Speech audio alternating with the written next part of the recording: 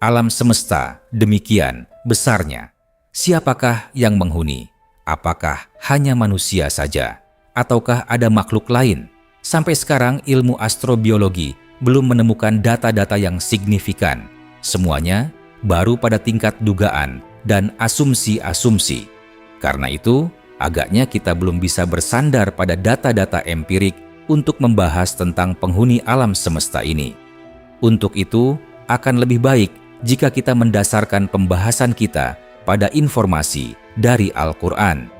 Di dalam Al-Quran, makhluk ciptaan Allah disebut hanya ada 6 macam, yang 3 berakal dan 3 lainnya tidak, yaitu malaikat, jin, manusia, binatang, tanaman, dan benda mati.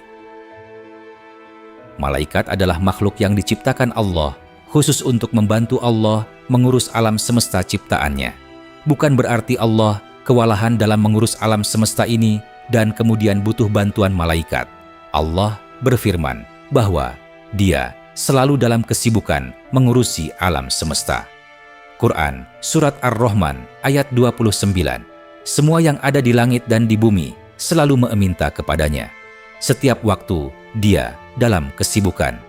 Pada hakikatnya, yang sibuk mengurusi alam semesta adalah Allah semata. Karena toh malaikat adalah ciptaan Allah. Akan tetapi Allah membuat sebuah mekanisme yang memang melibatkan malaikat dalam interaksinya dengan makhluk-makhluk yang lain, terutama manusia. Hal ini misalnya terlihat dari firman-Nya berikut ini. Surat Asy-Syura ayat 51. Dan tidak ada bagi seorang manusia pun bahwa Allah berkata-kata dengan dia kecuali dengan perantaraan wahyu, atau di belakang tabir, atau dengan mengutus seorang utusan, malaikat, lalu diwahyukan kepadanya dengan seizinnya apa yang Dia kehendaki.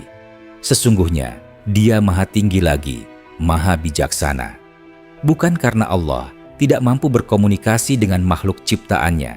Justru sebaliknya, badan manusia terlalu ringkih untuk bisa berkomunikasi dengan Allah. Jangankan berhadapan dengan Allah, berdekatan dengan matahari saja, badan manusia pasti hancur.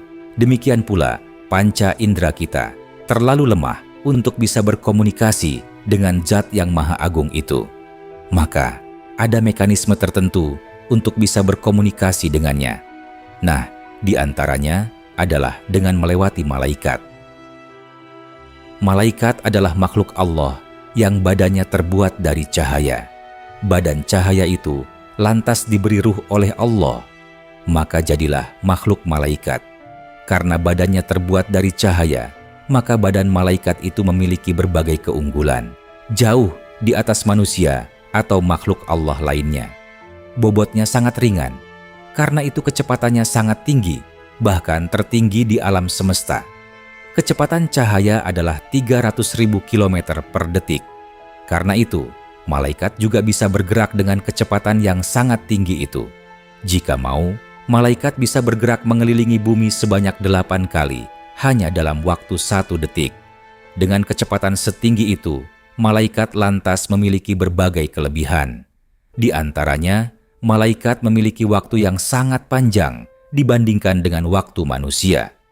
Terjadilah relativitas waktu, sebagaimana diinformasikan Allah dalam ayat berikut ini.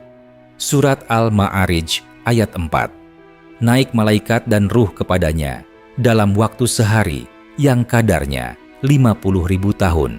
Secara eksplisit, Allah menginformasikan kepada kita bahwa sehari bagi malaikat adalah seperti 50.000 tahun bagi manusia. Kenapa bisa demikian? Karena malaikat memiliki kecepatan yang sangat tinggi. Ilmu fisika modern menjelaskan bahwa bagi makhluk yang bergerak dengan kecepatan mendekati kecepatan cahaya, maka waktu akan bergerak lamban baginya. Malaikat sebagai utusannya diberi kecepatan yang tertinggi di alam semesta agar bisa menyelesaikan berbagai tugasnya dengan mudah.